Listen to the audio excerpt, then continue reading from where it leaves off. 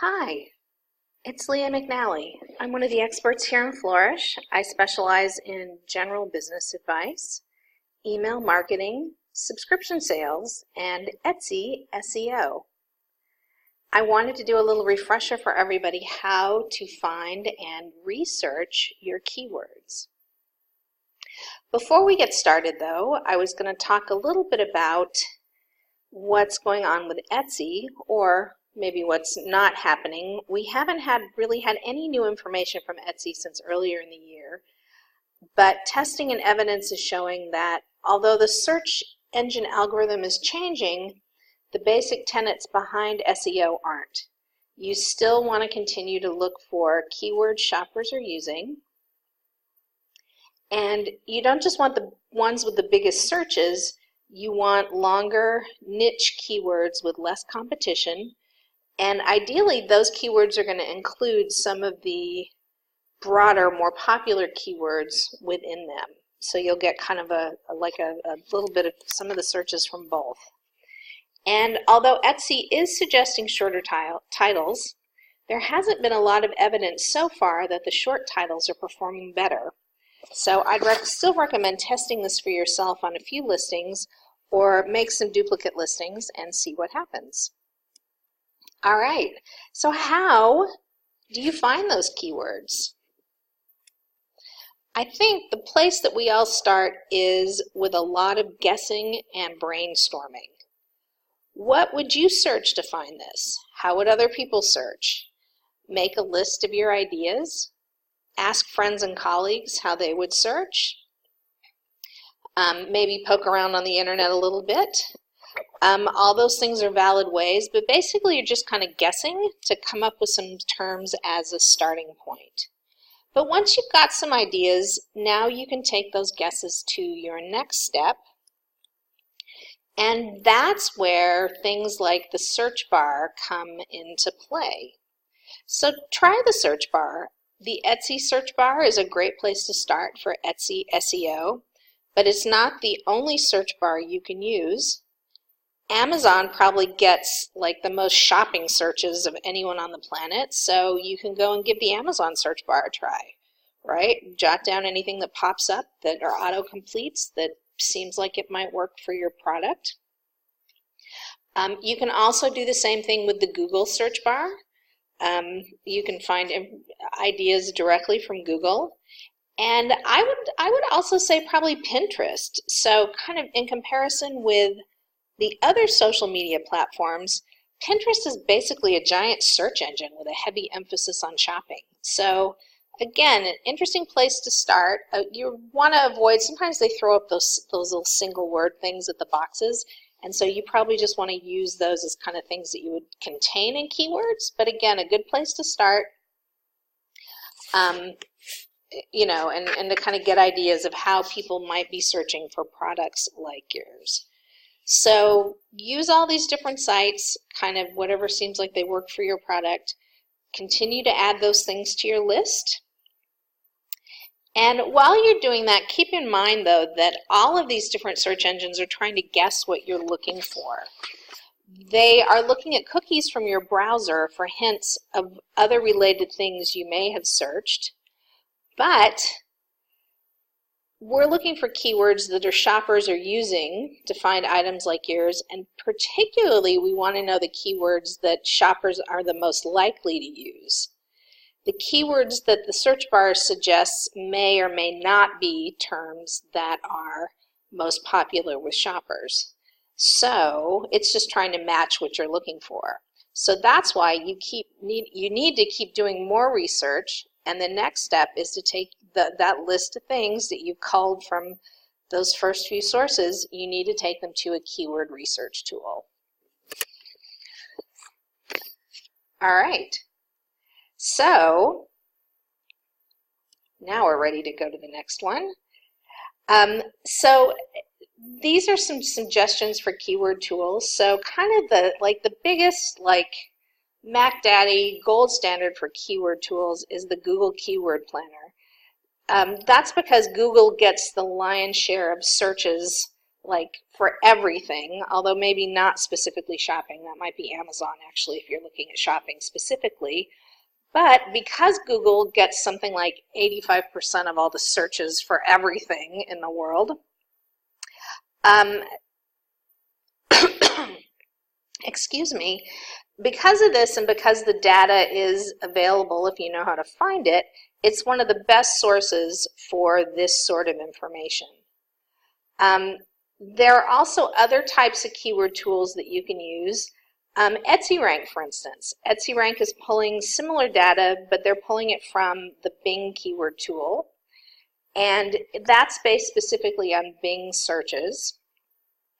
Bing, I think, is something like if Google is like 85%, Bing is like 12% of searches based on the last time I saw a chart, and maybe everything else is the remaining 3%. And then you've also got Marmalade and other tools, both paid and free, that are pulling information from all sorts of different sources. Now, one thing to remember is where that data is coming from. Because there are lots of these different sources you could be using, but some of them are pulling from different data, you're not always going to get the same results if you compare the results for the same keywords in one versus the other. So I would say it's fine to test some things out and see what kind of ideas you get, but when it comes down to making your decisions, pick one and stick with it, because otherwise it's just going to make you crazy. And you've got to remember that it's just not going to be the same data. So I recently found a new keyword tool, though, that's free, yay, and it's pulling data from the Google Keyword Planner, which is my favorite place to get this kind of data from. And it'll also give you some suggestions. So because of that, I think that's really awesome. And I wanted to share it with you guys. So this new tool is called Uber Suggest. Here's the link if you're looking for it. You can also Google search it. I'm just going to say up front, I'm not affiliated with this particular company in any way. It just seemed like it was easy to use and you guys would appreciate it.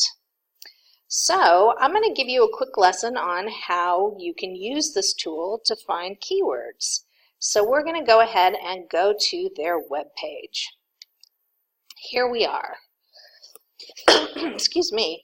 So the way that you use this is how the page looks. Now, sometimes the first time you go to this page, you may end up on a landing page that's asking you to take a quiz. And if that's the case, you don't need to take the quiz to do that. It'll ask you some questions. It's more based on if you have a standalone website, and it's going to want your email to give you whatever their results to the quiz are. So my recommendation is just find that little black X, kind of it's over towards the upper right side of the page, and just go ahead and close that out. And then you'll be here at this page, which is where the keyword tool is. So there is this bar up at the top, or you can use this bar here in the middle of the page. Either of them work. I'm going to enter in a phrase, and in this case, even though my keyboard wants to auto-complete, I'm going to enter in cheese board. I'm going to go here to this spot in the middle, and you have some options here. I'm going to scroll up a little bit. You've got some options. Excuse me. So you can do web, you can do images, you can do shopping. I think in this case we're really interested in shopping, so let's go ahead and click shopping as our results. You can choose from this drop-down list. You can choose different languages and different countries. I'm going to leave it on English and United States, but if another country and or language is appropriate for you, you can look at search results for that area. Once you've got all of these things set, you can hit this button that says look up, and it's going to take a couple of seconds, and it will give you some results. Now we're going to scroll down here a little bit. We're going to see the first thing you're going to see here is the results for the keyword that you chose. So for cheese board, the volume, which is really the same thing as is searches, is search volume, for instance, same thing. It also is kind of the same thing as impressions in the Etsy promoted listing. I know that's been coming up a lot lately. So in general, people are searching for the word cheese board on average 27,000 times in a month is what that's telling you. Now, these two boxes right here, CPC stands for cost per click, and this is what it would cost you on cost per click for Google advertising. So we're going to ignore that particular bit. And competition also is the competition for that particular bid price, again on Google advertising. So since we're not doing Google advertising here, we're just looking for keywords, we're going to ignore those two columns. If we keep scrolling down, you can see it says 927 keyword ideas found for cheese board. So we're going to come down here, and now we've got this great list. And you can see over here it's giving you some ideas. It's giving you, I want to see keyword suggestions from Google Keyword Planner and Google Suggest. And you can try different ones of these. I would definitely keep Google Keyword Planner checked.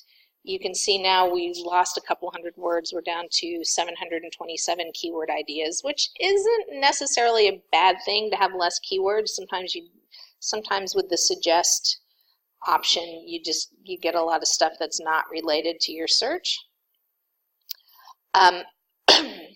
Excuse me. So that is you can uncheck that box. And as you look down here, you can see these are currently in alphabetical order. And you can see there's kind of all sorts of different things here. There's a lot of things related to cheese, more so than cheese boards. So you're going to want to sort through this a little bit to find the ones that are really appropriate to you. And I'm just going to sort through here, and here's one. This might be if you made things out of bamboo. Bamboo cheese board would probably be good. You could look at basic cheese board, but I think that, that might be more food related. Anyway, you can scroll down through these and find best cheese cutting board. Here's a couple more. Anyway, I don't want to get caught up in this. You can scroll down through these and you can click these little boxes on the ones that you think are appropriate. You can also go here and you can switch this from, if you click on this, you can switch it from A to Z. And again, kind of the opposite way. This is actually Z to A searching, so from the other end of the alphabet. And you'll see we've got, these are, oh, here's some good ones. Wooden cheese tray. These kind of fit with this. Wooden cheese board with handle. Wooden cheese board gifts.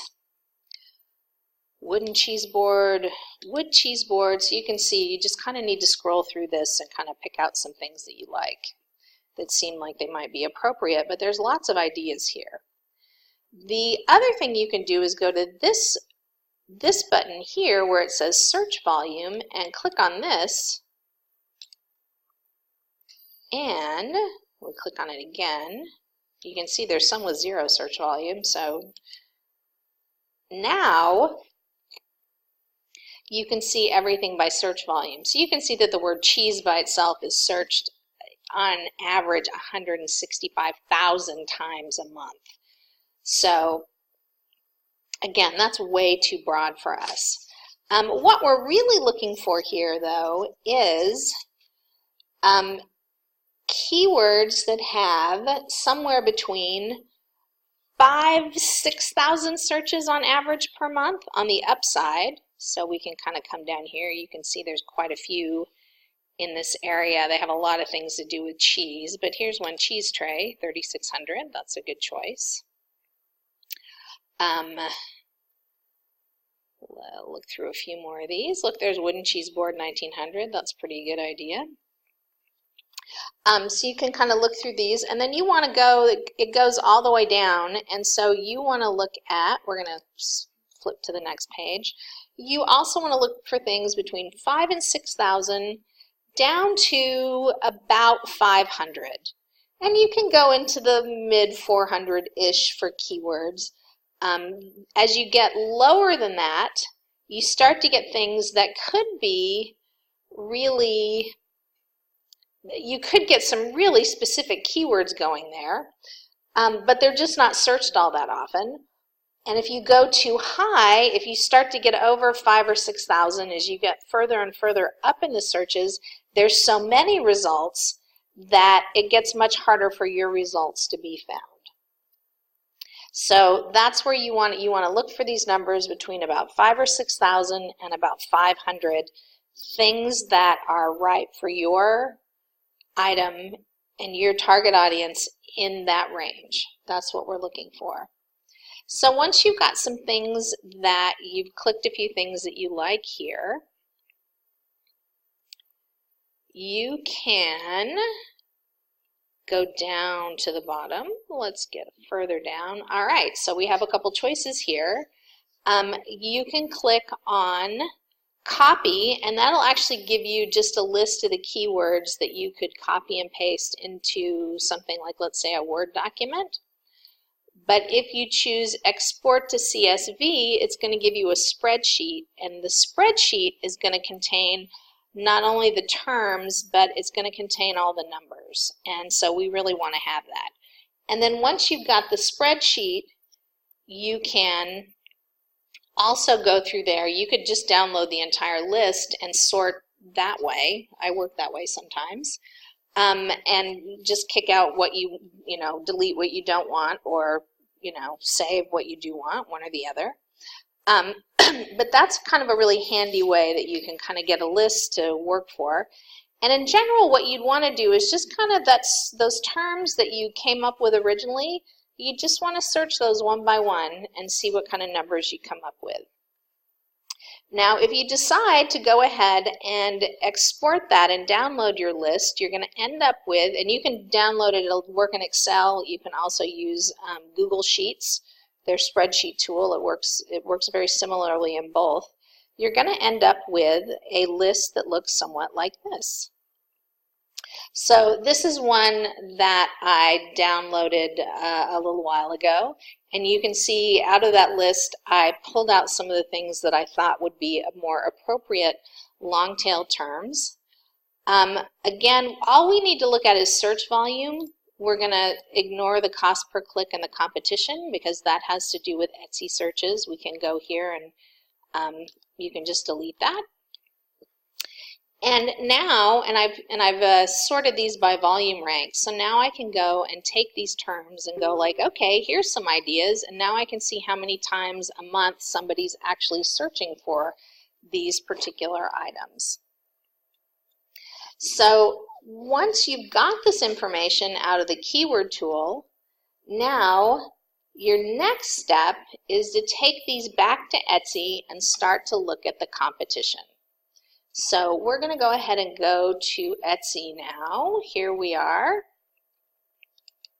We're at the front page where it says search for anything, and we're going to start putting these terms into the search bar here. So you can see, and it auto suggested probably some of the same terms that were on that list. We're going to click search. And so now we are at the search page, and you can see here, right here, we've got the word cheese board, and there are 22,356 listings that use the word cheese board somewhere in the titles and tags. Excuse me. So this is considered your competition, and when you just type in a phrase like that, that means that there's the 22,000 listings, and they could have the words cheese board in any combination, right?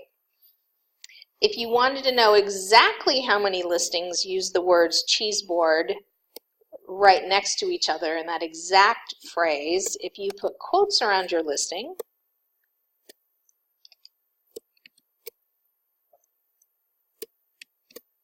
oops, there we go, and hit search, you can see in this case that number's changed to 18,868 results. Now, cheese board is really broad, so that doesn't surprise me that the difference between those two things is not very much.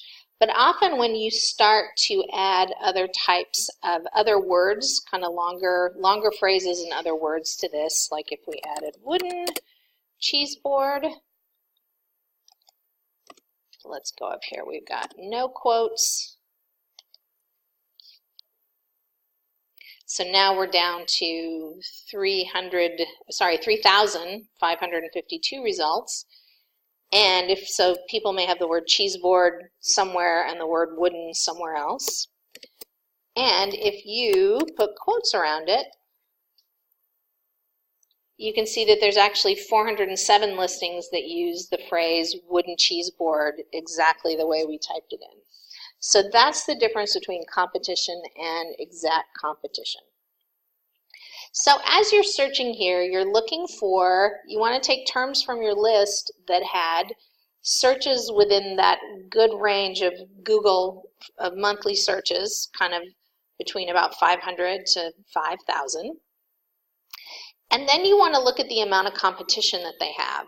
And if something was on that list and it was more like in the 5,000 or 6,000 range, higher competition is okay, right? That's to be expected. But sometimes you find terms where you put them in and they literally maybe have 300 or 400 or sometimes less, sometimes even in single digits, Google searches, yet they have tens, if not 100,000 listings competing for those terms in Etsy. So you just want to be aware of that. You want to think about higher searches, higher competition's okay. But when you start to get down the list into some of those numbers that are getting lower, then you're looking for that balance of ideally to find something that has a fair amount of searches and lower competition. Now, you might be asking about competition that's kind of a little bit of a squishy number. In my experience, anything with competition under 1,000 in Etsy is kind of on the low end of things. If you find something that has 500 or less results, that's really low. If you find things that are more like the 1,000 to maybe 5,000 results, that's kind of a moderate amount of competition. And then as you get higher than 5,000 results, now you're getting into definitely high competition terms. And that really varies by your category. Obviously, jewelry has a zillion, there's probably 1 million items under jewelry. So just be aware of that. There's some things where it's going to be a little harder than others to look for low competition terms, and that's always a challenge, kind of something that you want to work on. So I'm going to go back here, though, to this first phrase we put in here to talk about a couple more things. The first one, what I wanted to talk about here was, here we go. I wanted to talk about these new tags that Etsy's been showing up, that Etsy's been putting up for us. So these, I've noticed, these are great suggestions. I believe these are coming from a combination of terms that are fairly well searched. For instance, personalized cheese board, slate cheese board. Several of these things show up on Google search lists, like when I do lists of search terms as being popular searches.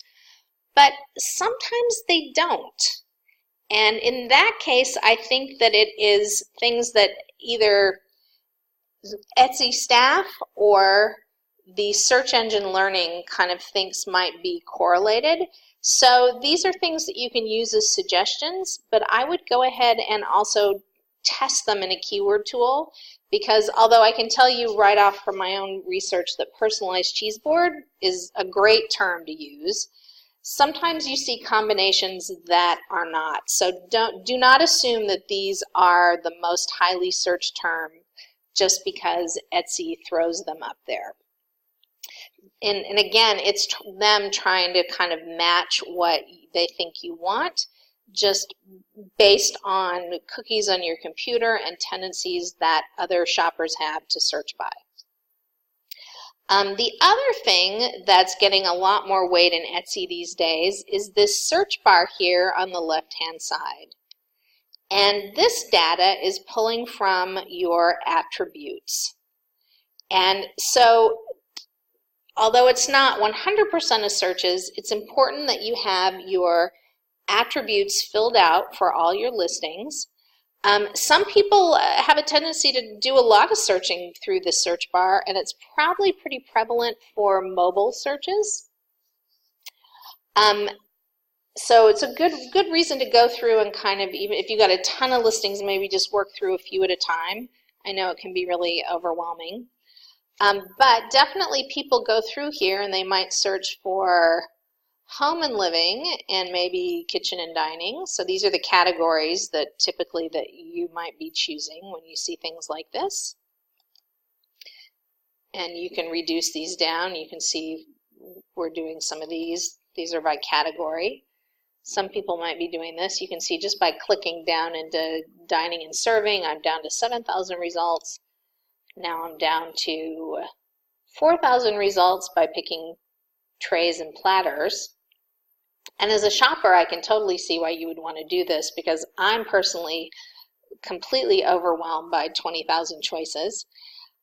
You've got, for instance, you can click on free shipping. This is a place where you might find that you really show up. You can sort by material. Here's where your colors come in play. And then occasion, which to me is kind of the hardest one. And then, you know, if one of those feels really appropriate to your item, I would use it. If your item is more generic and could be used for any of those, I typically keep it blank. And then the other one that pops up a lot is holiday. And this is one where Etsy has given us some new guidance recently on. They have said that they only want you to use the holiday category if your item is specifically holiday related. So we're talking about things like Christmas decor, Valentine's Day cards,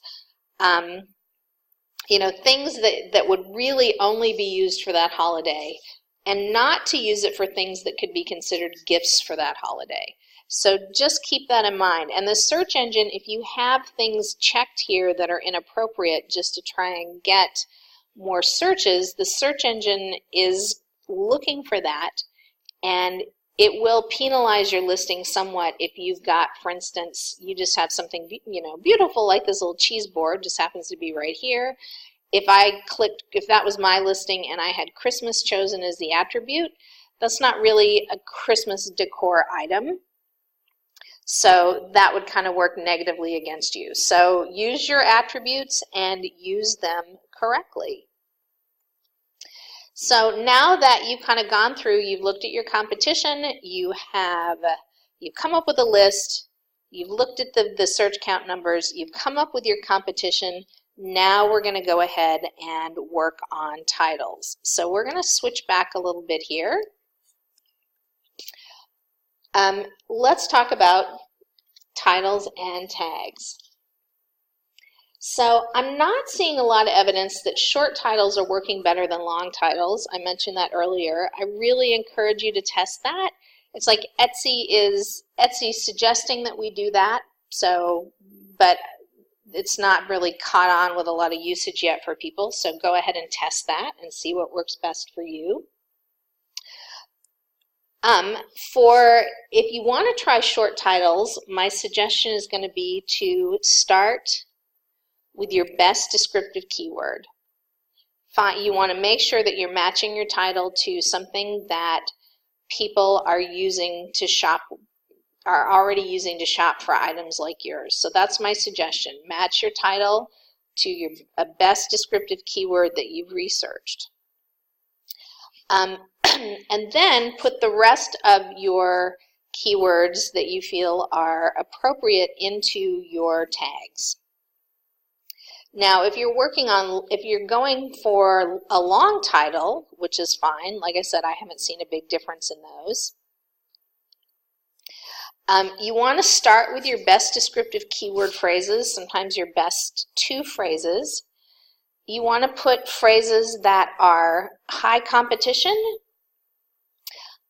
things that are gift phrases, like, gift for a little girl, gift for couples.